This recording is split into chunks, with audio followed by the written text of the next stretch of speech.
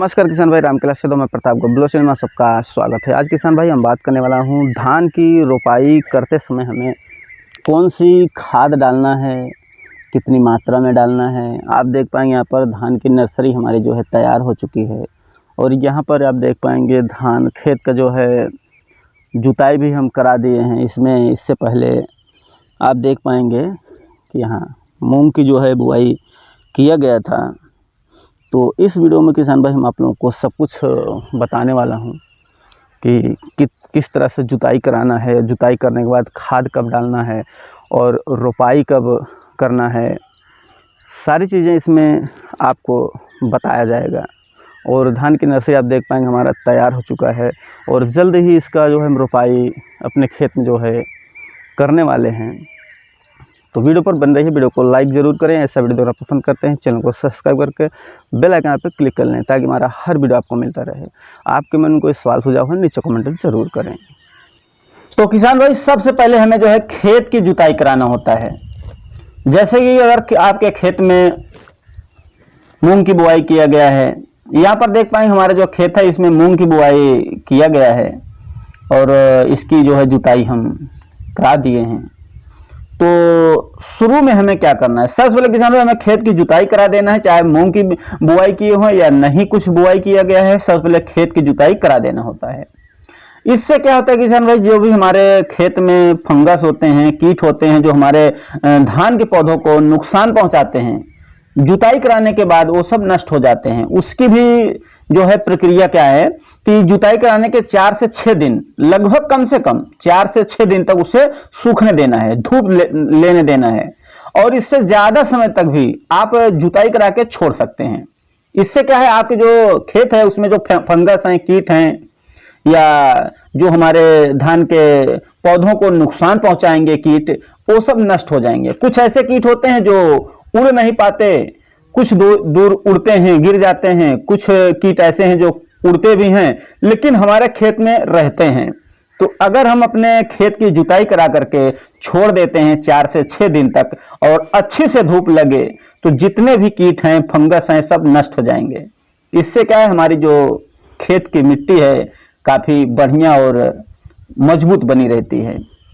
कोई भी तरह का फंगस या कीट उसमें नहीं रह जाते, पूरी तरह से जो है नष्ट हो जाते हैं। और अगर समय आपके पास है तो आप और अधिक समय तक उसको रख सकते हैं। जैसे हम 4 से 6 दिन बता रहे हैं तो आप 8 से 10 दिन भी रख सकते हैं। लेकिन अगर 8 से 10 दिन नहीं रख सकते तो कम से कम 4 से 6 दिन तो रखना ही रखना है, धूप देना है आपको अपने खेत को। उसके बाद क्या है, रोपाई की प्रक्रिया क्या है। रोपाई की किसान भाई प्रक्रिया यही है कि जैसे पहली बार जुताई करा दिए हैं, 4 से 6 दिन हो गया, 8 दिन हो गया, उसके बाद हमें क्या करना है, पानी भर देना है खेत में। चारों तरफ से मेड़बंदी करके अपने खेत में पानी भर देना है। पानी भरने के बाद किसान भाई हमें क्या क्या डालना है, उसमें खाद कितने मात्रा में डालना है, एकड़ के हिसाब से। जैसे आपकी खेत 1 एकड़ का है तो प्रति एकड़ के हिसाब से आपको लेना है 32 से 40 किलो डाई खाद। दूसरा जो आता है 10 किलो पोटास और तीसरा जो आता है सिंगल सुपर फास्फेट, इसकी मात्रा 30 केजी लेनी है, वो भी 1 एकड़ के लिए है। और चौथा आता है माइक्रो न्यूट्रिएंट्स, ये 4 किलो लेना है। इन सबको मिक्स कर लेना है। और किसान भाई जब पानी भर देते हैं, आपको जैसे होता है कि अब हमें रोपाई करना है, उस दिन जिस दिन रोपाई कर रहे हैं उस दिन इसको डालना है। तो इन चारों को जो है, जो हमने प्रति एकड़ के हिसाब से इसकी मात्रा बताए हैं, उसको किसान भाई आप जो है पूरा चारों को इकट्ठा कर लें। और जो आपका खेत है जिसमें आप धान की रोपाई कर रहे हैं, पानी भरने के बाद उसमें डाल दीजिए। डालने के बाद किसान भाई ऐसा भी होता है कि कुछ किसान के खेत में दीमक की शिकायत होती है कि खेत में दीमक लगते हैं, तो उसमें आप दीमक की भी दवा डाल सकते हैं। और ऐसा भी देखा जाता है कुछ किसान भाई का खेत में खरपतवार होते हैं जिसे घास कहते हैं, तो खरपतवार नाशक जो दवा आती है वो भी किसान भाई शुरू में भी डाल सकते हैं या रोपाई के कुछ दिन बाद जो है घास का जो है दवा डाल सकते हैं। शुरू में डालने से थोड़ा होता क्या है कि हमारा जो पौधा होता है उसका एक बार जो है ग्रोथ रुक जाता है। एक बात जरूर ध्यान रखना किसान भाई, जब भी आप ये दवा डालेंगे घास की, तो इससे क्या होगा कि कोई भी दवा किसी भी फसल में आप डालते हैं घास नष्ट करने की, तो एक बार जो है आपके जो भी फसल है उसका ग्रोथ रुक जाएगा, यानी डाउन हो जाता है। तो इसको आप शुरू में अगर नहीं उपयोग करें तो बहुत अच्छा है, लेकिन देखा जाता है कि किसान भाई जो है शुरू में ही उपयोग करके वो झंझट खत्म करना चाहते हैं कि जो हमारा डालने की है तो एक ही बार में सब काम हो जाए। उसके बाद किसान भाई क्या है, आपका खेत तैयार है रोपाई के लिए। फिर किसान भाई क्या है कि आप जैसे उसको डाल देते हैं, सब कुछ डालने के बाद फिर से एक बार जुताई करा सकते हैं। कराने के बाद जो है उसमें अपने धान की रोपाई कर दें। और ऐसा भी देखा जाता है किसान भाई, जैसे कि हमारे खेत में आप देखने को मिल रहा होगा कि यहाँ पर जो है मूंग की हमने खेती किया था, और हरी खाद इसे कहा जाता है, काफी बढ़िया रहता है। हमारा जो धान का पौधा होता है काफी मजबूत होता है। तो आप लोग भी अगर मूंग की बुआई की है तो आप लोग भी इसी तरह से जुताई करा के कुछ दिन सुखवा सकते हैं।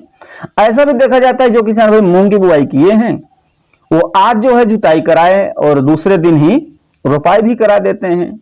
जैसे अगर उन्हें समय मिलता है कि उनके पास समय है कि अब जो है हमें ज्यादा समय मिल रहा है, तो एक बार जुताई करा के जरूर छोड़ें, धूप लेने दीजिए अपने खेत को, तब जो है आपका खेत बढ़िया बनेगा। जो फंगस होंगे, कीट होंगे, पूरी तरह से नष्ट होंगे, नहीं बाद में भी हमारे फसल को दिक्कत पहुंचाते हैं। कुछ ऐसे कीट हैं जिसे हम कहते हैं कि जो किसानों के कुछ कीट मित्र होते हैं, कुछ कीट जो है शत्रु होते हैं। तो जो शत्रु कीट होते हैं वो जुताई कराने के बाद पूरी तरह से नष्ट हो जाते हैं।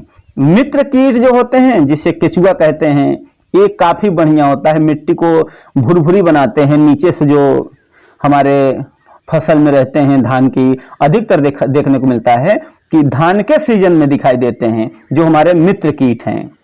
तो इस तरह से जो है हमारे मित्र कीट हमें हमारे फसलों को फायदा पहुंचाते हैं। तो इसी तरह से किसान भाई सब कुछ करना है और अपने खेत की रोपाई कर देना है। फिर आप देखिए किस तरह से इसमें अधिक से अधिक कल्ले आपको देखने को मिलेंगे, अधिक से अधिक आपको पैदावार देखने को मिलेगा, अधिक से अधिक उसमें नमी भी बनेगी, और अधिक से अधिक जो भी आपका पौधा है धान का ग्रोथ भी करेगा। तो किसान भाई, मैं उम्मीद है कि आप लोग समझ में आ गया होगा। थैंक किसान भाई वीडियो वॉच करने के लिए। वीडियो को लाइक शेयर